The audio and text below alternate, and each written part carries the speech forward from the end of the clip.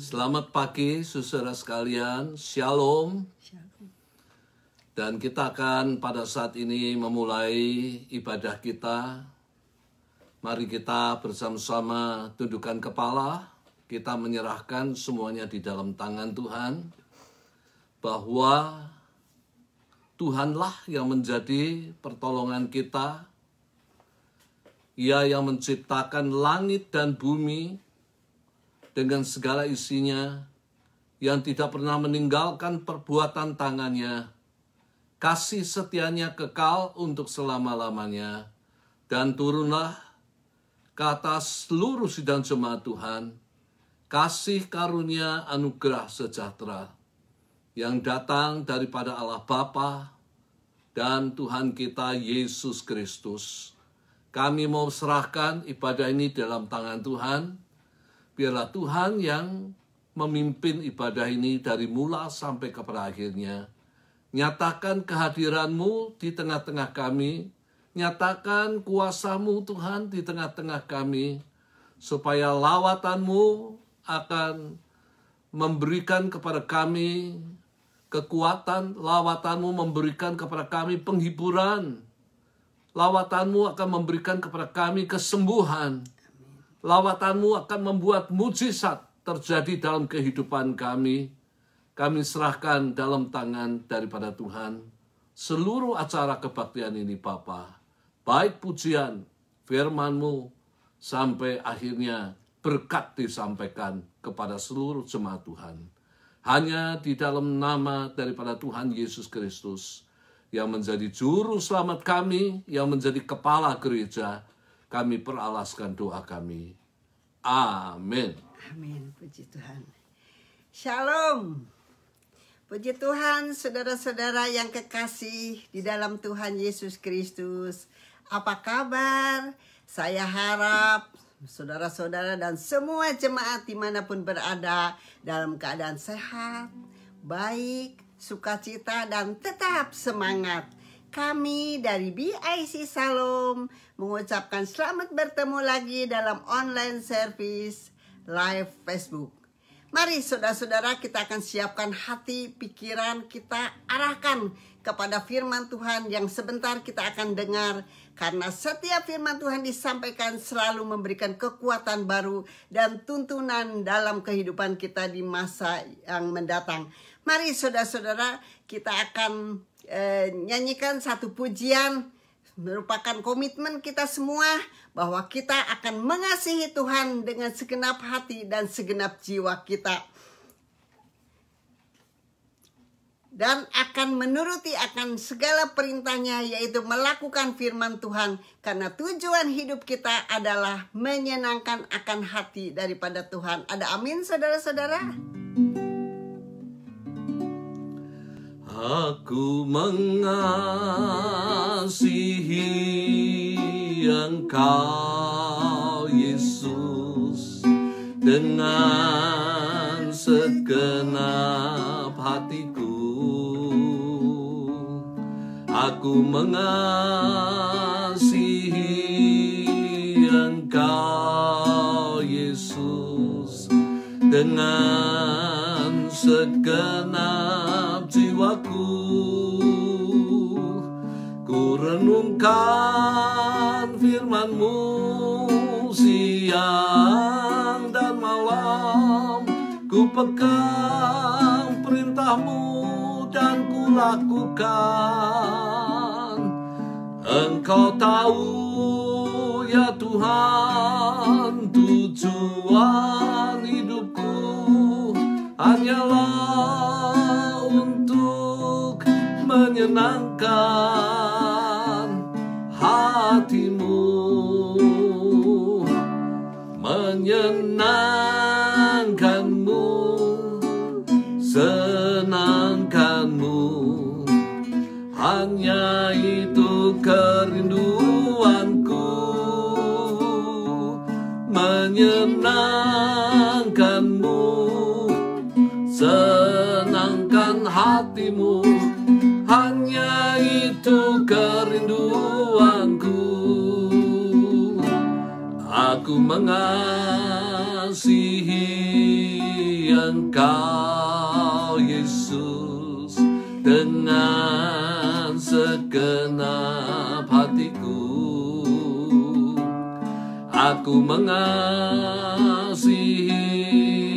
Engkau Yesus dengan segenap jiwaku. Ku renungkan firman-Mu siang dan malam, ku pegang perintah-Mu dan ku lakukan. Engkau tahu ya Tuhan, tujuan hidupku hanyalah untuk menyenangkan hati-Mu, menyenangkan-Mu, senangkan-Mu. Hanya itu kerinduanku, menyenangkan-Mu, senangkan hati-Mu. Hanya itu kerinduanku. Aku mengasihi Engkau Yesus dengan segenap hatiku. Aku mengasihi Engkau Yesus dengan segenap jiwaku. Ku renungkan firman-Mu siang dan malam, ku pegang perintah-Mu dan ku lakukan. Engkau tahu ya Tuhan, tujuan hidupku hanyalah untuk menyenangkan hati-Mu, menyenangkan-Mu, senangkan-Mu. Hanya itu kerinduanku, menyenangkan-Mu, senangkan hati-Mu. Hanya itu kerinduanku, menyenangkan-Mu, senangkan-Mu. Hanya itu kerinduanku, menyenangkan-Mu, senangkan hati-Mu. Hanya itu kerinduanku, hanya itu kerinduanku, hanya itu kerinduanku.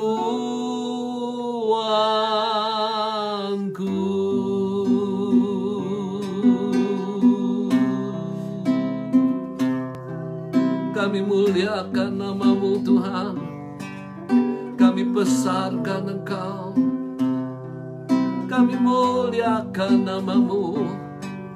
Kami mau mengasihi Engkau, kami mau mengasihi Engkau. Kami mau Tuhan menyenangkan hati-Mu, menyenangkan hati-Mu, menyenangkan hati-Mu Tuhan. Oh haleluya,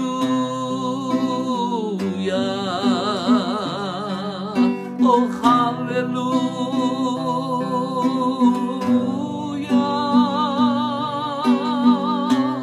haleluya, oh haleluya. Engkau tahu hati kami, Engkau tahu hati kami Tuhan. Haleluya, haleluya, haleluya.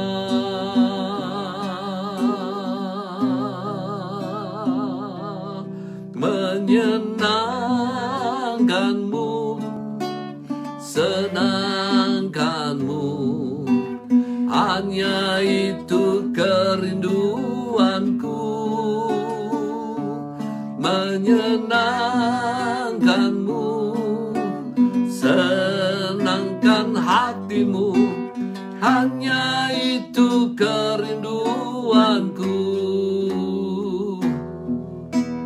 Hanya itu kerinduanku.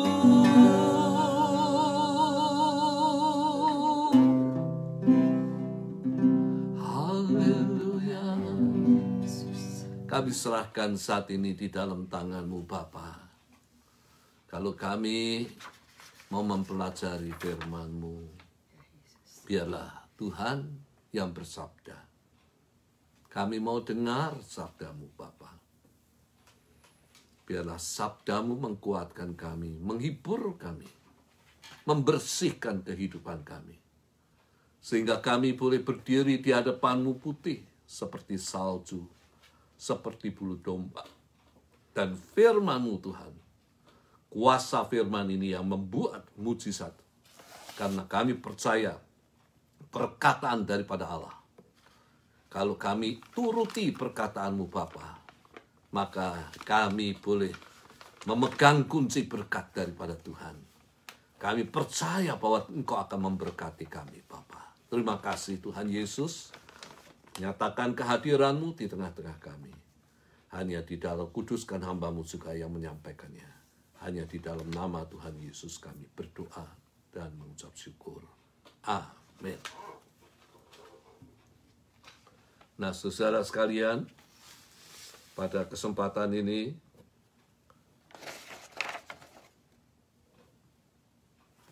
firman Tuhan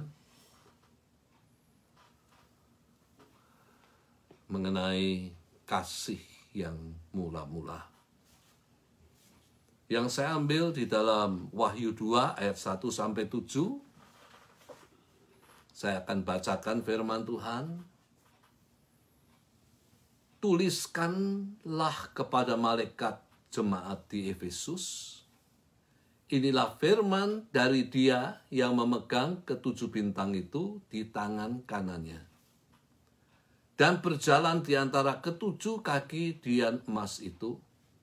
Aku tahu segala pekerjaanmu, baik jerih payahmu maupun ketekunanmu.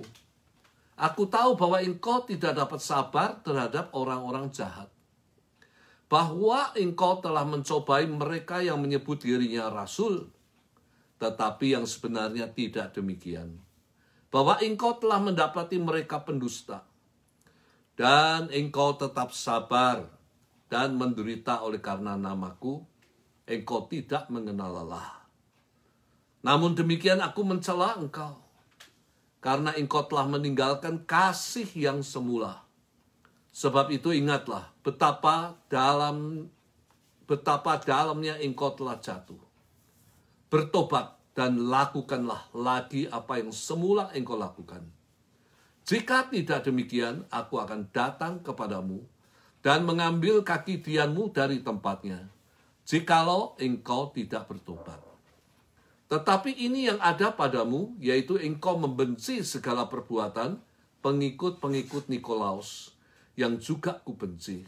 Siapa yang bertelinga, hendaklah ia mendengarkan apa yang dikatakan Roh kepada jemaat-jemaat. Barang siapa menang, dia akan kuberi makan dari pohon kehidupan yang ada di Taman Firdaus. Demikianlah firman daripada Tuhan. Apakah kita masih ingat pertama kali kita jatuh cinta? Kita rajin apel, bukan? Maksudnya rajin datang ke tempat atau ke rumah orang yang kita cintai. Kalau jalan berpegangan tangan, kagak capek ngobrol berjam-jam. Kata-katanya manis. Kata-kata cinta selalu meluncur keluar. Dan lain-lain. Tapi setelah menikah, saudara sekalian, beberapa tahun apa yang terjadi? Cinta mengalami perubahan, bukan? Hidup menjadi masing-masing. Berjalan berbaris. Bercakap-cakap cuman sebentar, lalu masing-masing sibuk main gadget.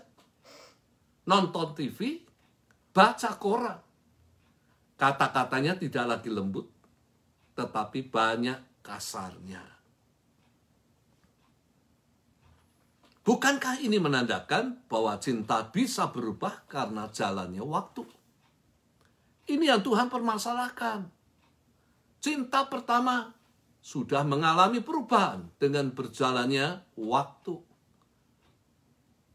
Bukan hanya ditujukan kepada jemaat di Efesus, tetapi juga kepada kita, gereja di akhir zaman. Nah, saya bagi firman Tuhan ini dalam 3 bagian. Ya. Yang pertama, di dalam ayat yang pertama, surat Tuhan kepada malaikat jemaat di Efesus. Rasul Yohanes yang dibuang di Pulau Patmos diperintahkan untuk menuliskan surat Tuhan, yaitu firman Tuhan, yang ditujukan kepada malaikat jemaat di Efesus. Malaikat yang dimaksud adalah pimpinan jemaat di Efesus. Bisa pastor, tapi bisa pula bishop. Isi surat itu ditujukan baik kepada pimpinan maupun seluruh jemaat di Efesus. Si pengirim surat atau penulis atau yang memberikan firman kepada Rasul Yohanes di Pulau Patmos tertanda dari dia. Tuhan Yesus yang memegang ke-7 bintang, artinya ke-7 bintang adalah pimpinan jemaat. Yang memegang 7 bintang, yang memegang pimpinan jemaat di tangan kanannya. Dan berjalan di antara ke-7 kaki dian, emas. Dan ini juga merupakan lambang atau simbol daripada jemaat itu. Nah, mari kita bersama-sama mempelajari. Dia yang memegang pimpinan jemaat-jemaat. Dia yang memegang pastor atau bishop. Ia yang memiliki mereka dan menetapkan sebagai pimpinan di dalam sebuah jemaat, terutama di Efesus, dan mensupport pelayanannya supaya jemaat atau gereja dipimpin menjadi terang seperti bintang-bintang oleh pengajaran firman Tuhan yang murni. Di dalam Filipi 2 ayat 15, Rasul Paulus mengatakan hal yang sama. Dikatakan supaya kamu tidak beraib dan tidak bernoda, sebagai anak-anak Allah yang tidak bercela, di tengah-tengah angkatan yang bengkok hatinya dan yang sesat. Dan yang sesat ini. Sehingga kamu bercahaya di antara mereka seperti bintang-bintang di dunia. Tujuan Tuhan terhadap gereja yang harus dilaksanakan oleh pelayanan pimpinan jemaat, yang pertama, agar jemaat atau gereja hidupnya tidak beraib dan tidak bernoda. Kudus. Tidak memiliki celah untuk orang mencela kekristenan. Ya. Kalau orang istilahnya berhutang, sulit untuk membayar, pasti dia dicela. Orang ini ngaku sebagai orang Kristen, sebagai orang yang melayani Tuhan, tapi kelakuannya demikian, membuka celah. Kalau hidup kita tidak kudus.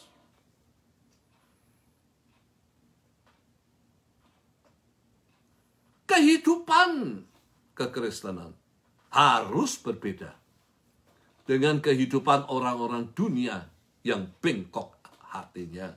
Artinya apa bengkok hatinya? Hidup mereka tidak sesuai dengan kehendak daripada Tuhan. Jangan kita ikut-ikutan kehidupan orang-orang dunia yang bertentangan dengan firman Tuhan. Tujuan yang kedua, Tuhan ingin supaya pimpinan jemaat memimpin jemaat agar supaya jemaat atau gereja memancarkan terang seperti bintang-bintang di dunia. Saudara lihat, bintang-bintang di langit memancarkan pada waktu malam cahaya kelap-kelip yang sangat indah bagi yang memandangnya. Keindahan kehidupan kekristenan tampak bila dinyatakan di dalam kasih dan perbuatan-perbuatan yang baik terhadap sesama kita. Dan di dalam kekudusan. Orang Kristen harus menjadi tanda kutip bintangnya di dalam kasih, perbuatan baik, dan di dalam kekudusan. Sehingga orang dapat melihat dan mengagumi keindahan kehidupan kekristenan. Dan menjadi contoh bagi orang-orang lain yang hidup di dalam kegelapan. Lalu kemudian dikatakan di dalam bagian selanjutnya, dia yang berjalan di antara 7 kaki dian emas, atau melambangkan jemaat. Ini berarti ia menyertai jemaat. Ia menyertai orang-orang yang percaya. Ia menyertai kita sampai kepada akhir zaman. Tidak peduli apa yang kita hadapi. Apakah di dalam situasi yang menyenangkan atau di dalam kondisi di mana kesusahan menimpa kita. Kita tidak dibiarkan jalan sendiri. Jangan orang yang pada saat ini menderita kesusahan mengatakan ia tidak disertai Tuhan. Tidak demikian. Tetapi Tuhan itu menyertai gerejanya sampai akhir zaman. Ia akan memberikan kekuatan ketika kita lemah. Ia akan menghibur ketika kita berduka. Ia menyembuhkan ketika kita sakit. Ia memulihkan kehidupan kita ketika kita terpuruk. Ia berjalan di antara 7 kaki dian emas itu, di mana kaki dian itu memiliki 7 cabang. 7 cabang di dalam satu kesatuan, yaitu kaki dian. Tuhan hadir di dalam jemaat yang hidup di dalam kesatuan dan memberkatinya. Ingat, Mazmur 133 katakan apa? Bila kita hidup di dalam kerukunan, maka Tuhan akan memberkati. Jadi bila kita ingin mendapatkan berkat, bila jemaat, bila gereja ingin mendapatkan berkat, maka tidak bisa tidak, gereja harus hidup di dalam kerukunan satu dengan yang lain. Tidak boleh hidup saling gontok-gontokan, karena itu akan merusak kesatuan. Tidak boleh saling sikut satu sama lain, karena itu akan merusak kesatuan. Tidak boleh saling gigit satu sama lain. Tidak boleh saling menjatuhkan satu sama lain, karena itu merusak kesatuan. Dan saya katakan, kalau kita merusak kesatuan daripada gereja, kita berdosa di hadapan Tuhan. Demikian juga di dalam rumah tangga kita. Saya berbicara tentang rumah tangga. Kita ingin rumah tangga kita diberkati, maka tidak bisa tidak. Kuncinya cuma satu. Hiduplah rukun satu dengan yang lain. Tuhan tidak bisa memberkati rumah tangga yang selalu cekcok di dalamnya. Tapi Tuhan akan memberkati rumah tangga yang hidup rukun, saling mengasihi satu dengan yang lain. Hal yang kedua saya hendak tekankan di sini adalah mengenai pujian. Dikatakan di dalam firman Tuhan, di dalam ayat yang ke-2, ya ayat yang pertama masih, dikatakan, aku tahu segala pekerjaanmu. Tuhan tahu apa yang kita kerjakan. Tuhan tahu perbuatan kita, baik yang baik maupun yang jahat. Semuanya tidak terlepas daripada mata Tuhan. Bukankah Tuhan, mata Tuhan melihat segala sesuatu? Kehidupan manusia tidak dapat disembunyikan dari pemandangan mata Tuhan. Tuhan tahu kehidupanmu. Apakah kehidupanmu baik atau kehidupanmu tidak baik? Dan Tuhan memberikan pujian terhadap kehidupan jemaat di Efesus. Yang pertama, dikatakan mengenai jerih lelah daripada jemaat Efesus. Tuhan memuji jerih lelah. Tuhan memuji kerja keras daripada jemaat di Efesus di dalam melakukan pekerjaan Tuhan. Mereka bekerja keras, melayani Tuhan. Ya, tidak merasa lelah di dalam melayani Tuhan.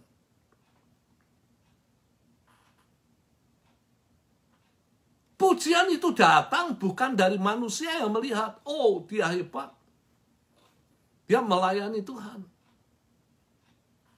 Tapi pujian itu datang daripada Tuhan.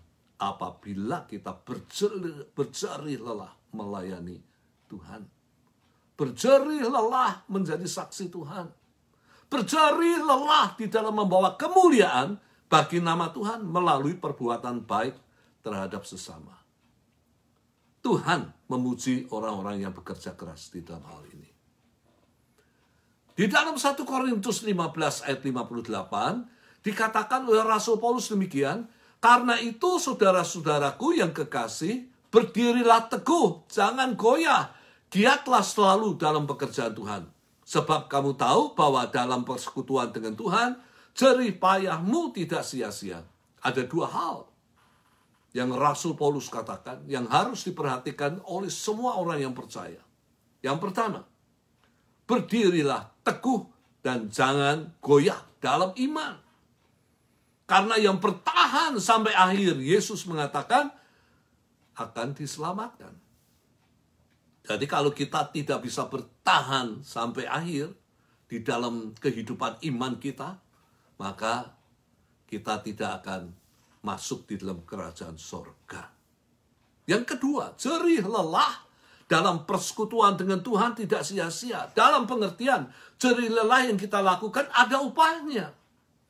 Baik dalam kehidupan saat ini, Tuhan akan memberkati kita, maupun yang akan datang, yaitu kehidupan yang kekal, yang Tuhan sediakan bagi setiap orang yang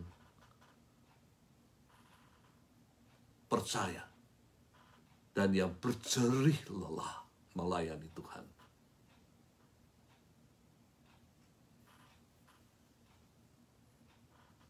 Hal yang berikutnya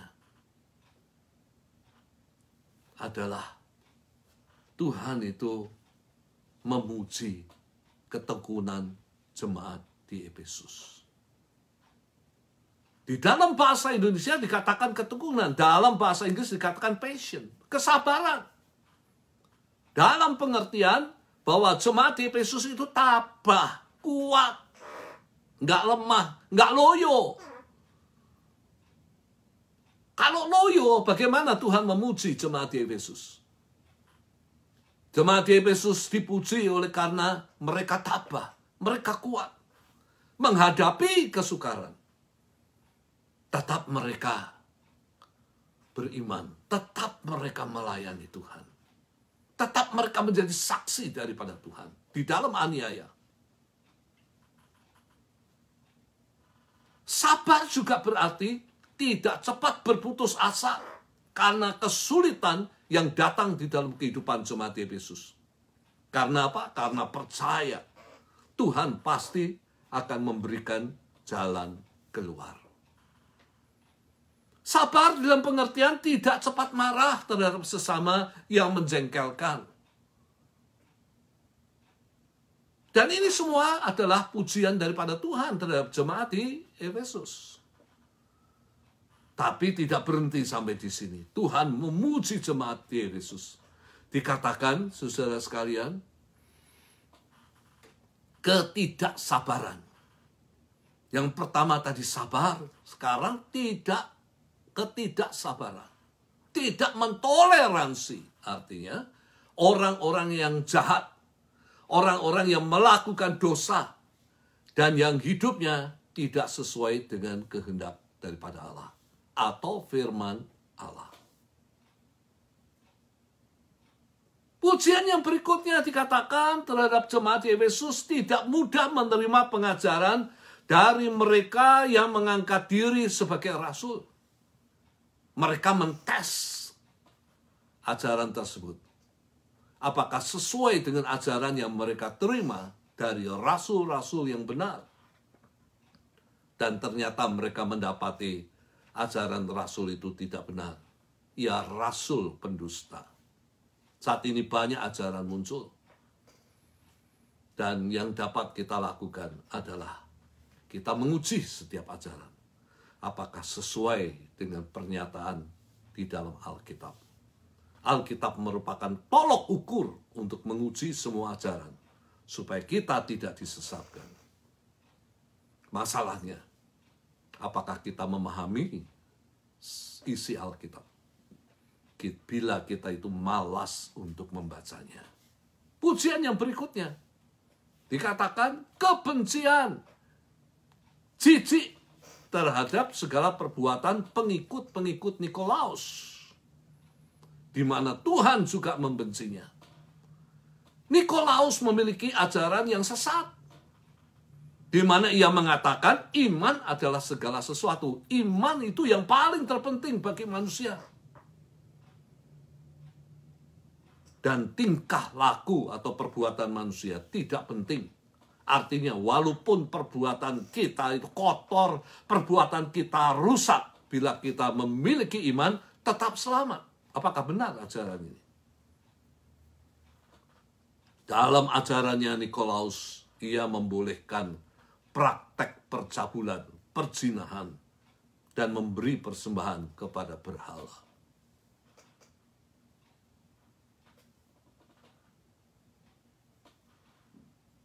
Jemaat di Efesus dipuji karena mereka tidak mengikuti perbuatan-perbuatan pengikut Nikolaus, perbuatan yang rusak, kotor. Tidak sesuai dengan ajaran rasuli. Tidak sesuai dengan kehendak daripada Tuhan. Maka Tuhan itu memuji. Tuhan juga benci akan mereka yang hidup di dalam perbuatan-perbuatan yang demikian. Pujian yang terakhir adalah kesabaran jemaat di Efesus di dalam penderitaan karena nama Yesus dan tidak merasa lelah. Mampu bertahan dalam penderitaan tersebut walaupun harus mati karenanya. Jemaat di Efesus dipuji oleh Tuhan. Dan apakah pada saat ini, di dalam penderitaan, di dalam segala kesukaran yang kita hadapi, apakah kita masih mampu bertahan? Saya percaya selama kita bersandar kepada Tuhan, Tuhan akan memberikan kekuatan kepada kita. Di dalam segala kesukaran, kalau kita bersandar kepada Tuhan, ada jalan keluar. Jalan yang ditutup atau tertutup, Tuhan buka jalan yang lain. Dia adalah jalan keluar bagi kita. Hal yang kedua, di dalam bagian yang kedua. Kalau bagian yang pertama pujian, maka bagian kedua adalah celaan. Yang dicela dari jemaat di Efesus, mereka meninggalkan kasih yang semula, kasih mula-mula. Mereka meninggalkan first love terhadap Tuhan. Dan kasih itu mengalami perubahan. Sudah saya katakan karena harus melewati waktu yang lama. Kasih bisa berubah. kualitas kasih itu bisa menurun. Sebelum menikah, kita selalu berkata-kata dengan lembut. Setelah menikah, beberapa waktu lamanya kelembutan sirna. Tidak nampak lagi. Sebelum menikah, mau masuk mobil dibukakan, bukan? Tapi setelah menikah, nggak pernah dibukakan, buka sendiri. Jemaat di Efesus tidak lagi memiliki kasih yang semula. First love. Dan kasih yang semula itu memiliki ciri adalah gairah dan semangat di dalam mengasihi Kristus. Tuhan mencela. Karena api gairah dan semangat tidak lagi berkobar-kobar. Bahkan padam. Mereka tidak lagi berkobar-kobar di dalam gairah dan semangat, di dalam hubungan dan di dalam persekutuan dengan Tuhan. Api gairah dan semangat tidak lagi berkobar-kobar, alias padam di dalam melayani Tuhan. Api gairah dan semangat tidak lagi berkobar-kobar di dalam doa dan di dalam membaca firman Tuhan. Api gairah dan semangat tidak lagi berkobar-kobar di dalam menopang pekerjaan Tuhan. Api gairah dan semangat tidak lagi berkobar-kobar di dalam kasih terhadap sesama. Di dalam peduli terhadap mereka yang membutuhkan pertolongan. Tuhan mencela.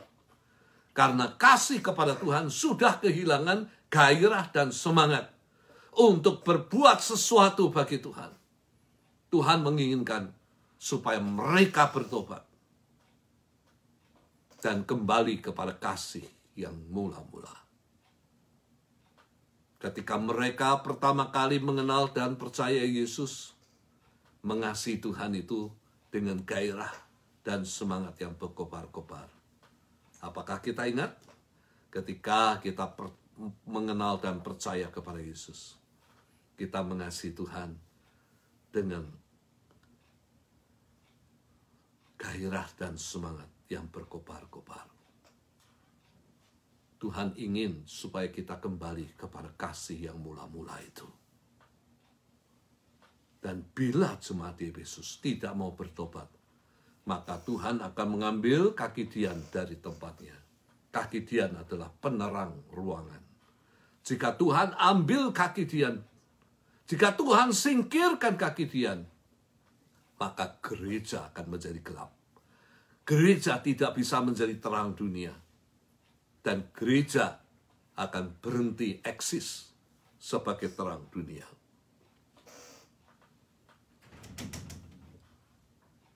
Kita masuk dalam bagian terakhir. Barang siapa bertelinga. Yang ketiga, barang siapa bertelinga, hendaknya ia mendengar yang dikatakan Roh kepada jemaat-jemaat. Barang siapa menang.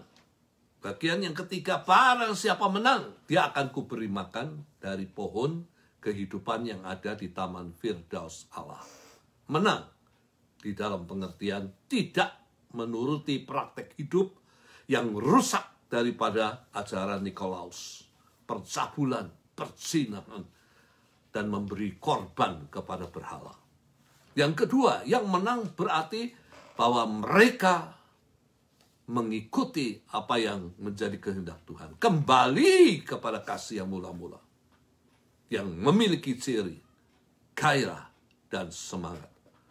Maka mereka akan kuberi makan dari pohon kehidupan yang ada di Taman Firdaus Allah, yaitu kehidupan kekal.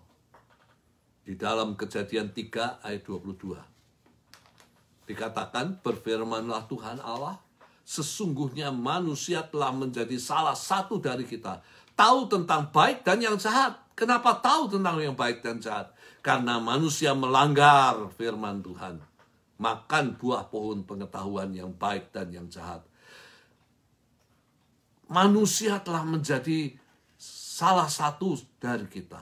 Tahu tentang yang baik dan yang jahat.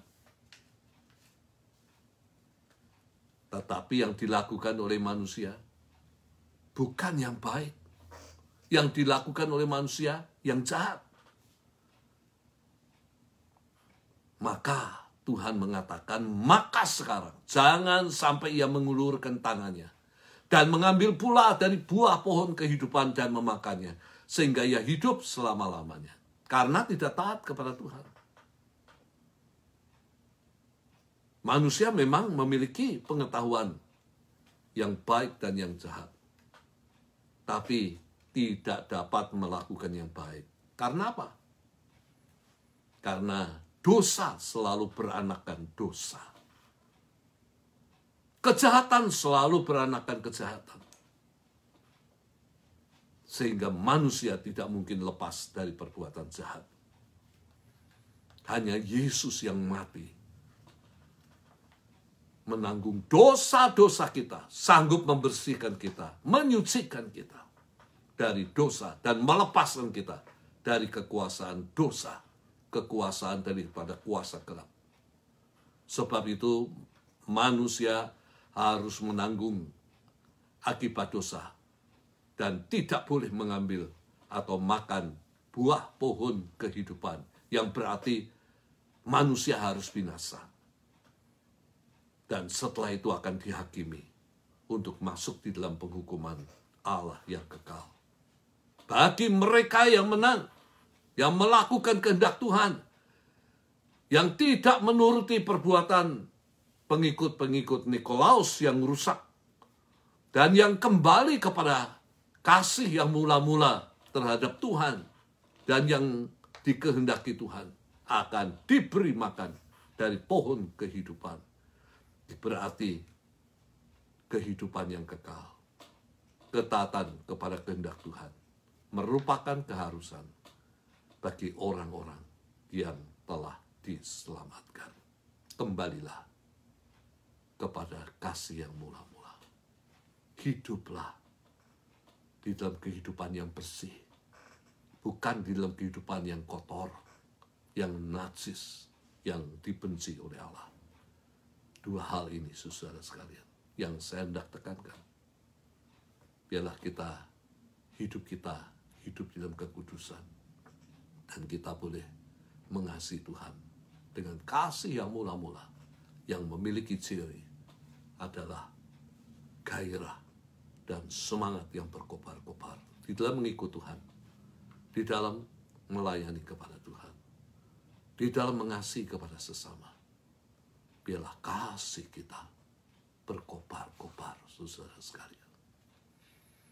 Amin. Mari kita masuk di dalam doa. Kita akan bersama-sama berdoa. Tuhan, kami mau serahkan di dalam tangan Tuhan firman-Mu, dan biarlah Engkau yang menyempurnakan, Engkau yang akan bekerja melalui firman ini, sehingga kami boleh hidup di dalam kekudusan, dan kami boleh kembali kepada kasih yang mula-mula. Mungkin saat ini kami loyo, tidak memiliki semangat lagi, tetapi Engkau yang menegur kami. Beri kami kembali kekuatan, nyalakan api yang berkobar-kobar dalam kehidupan kami. Supaya nyala api itu berkobar-kobar, membakar kami. Baik untuk mengiring Engkau, untuk melayani Engkau, dan untuk mengasihi kepada sesama. Kami serahkan di dalam tangan Bapa. Kami percaya bahwa mereka yang pada saat ini taat kepada kehendak-Mu, Engkau akan memberkati. Saat ini kami serahkan perjamuan kudus di dalam tangan-Mu, Bapa. Biarlah Engkau yang memberkati kami. Berkati perjamuan ini. Kami percaya ada kuasa di dalam perjamuan ini, yang mengkuatkan kami, yang menghibur kami. Kuasa yang menyembuhkan yang sakit. Kuasa yang memberikan pengharapan kepada mereka yang berputus asa, yang memulihkan yang terpuruk. Kami serahkan dalam tangan Tuhan. Terima kasih, Bapa. Hatinya Tuhan hancur karena aku, waktu Dia mati di salib. Hancur karena susah hatinya yang halus. Tuhan hancur karena aku. Hatinya Tuhan hancur karena aku, waktu Dia mati di salib. Hancur karena susah hatinya yang halus. Tuhan hancur karena aku.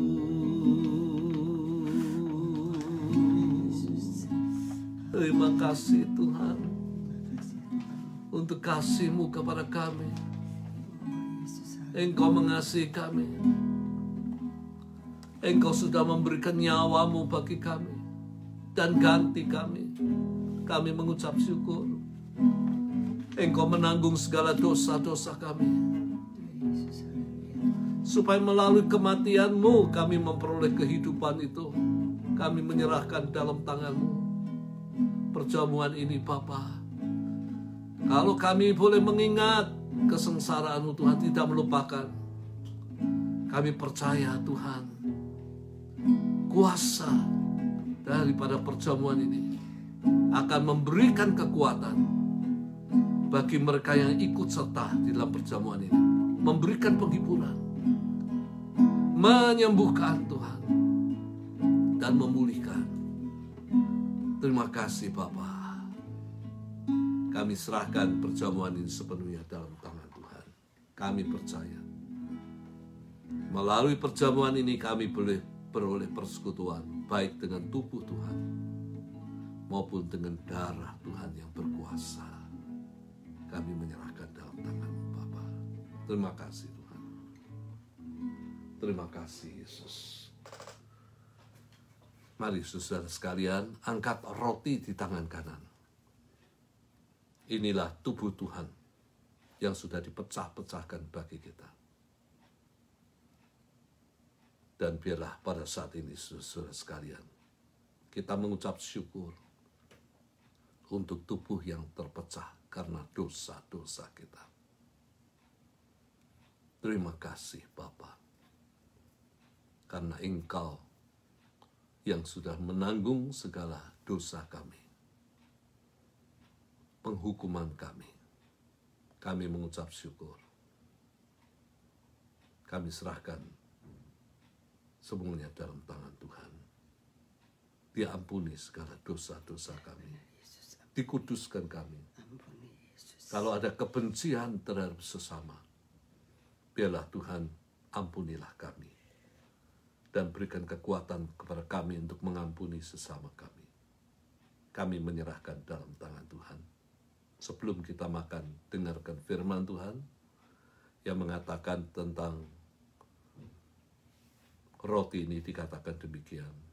Demikian juga, dan sesudah itu, ia mengucap syukur atasnya. Ia memecah-mecahkannya dan berkata, inilah tubuhku yang diserahkan bagi kamu. Perbuatlah ini menjadi peringatan akan aku. Kami tetap mengingat. Dan di dalam nama Tuhan Yesus Kristus, mari kita bersama-sama akan memakannya. Dalam nama Yesus.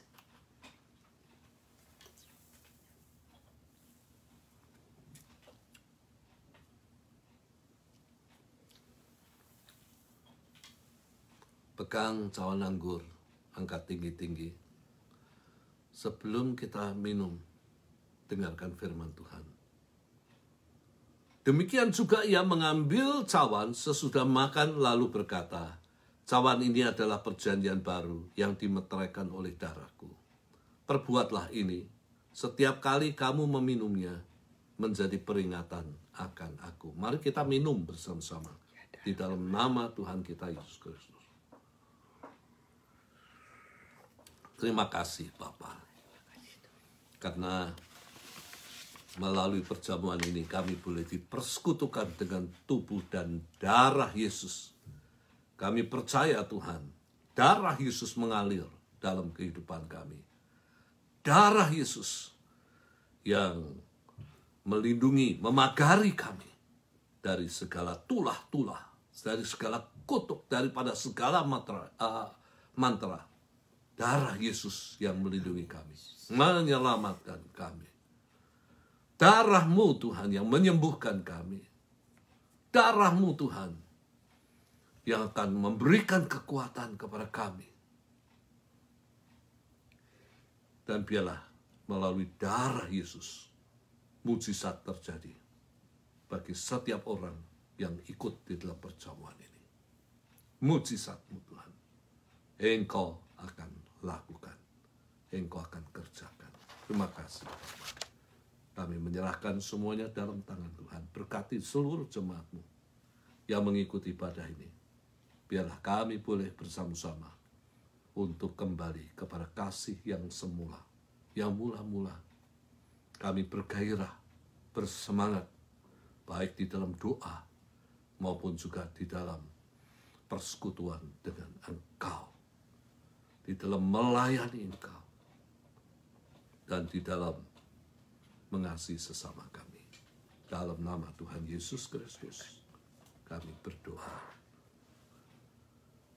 Mari kita akan mengakhirinya bersama-sama. Dimanapun engkau berada, saudara-saudara sekalian. Hendaknya engkau menjadi saksi Tuhan, supaya melalui perbuatanmu, melalui kata-katamu, nama Tuhan dimuliakan. Arahkan hatimu, terimalah berkat daripada Tuhan yang akan menyertai engkau.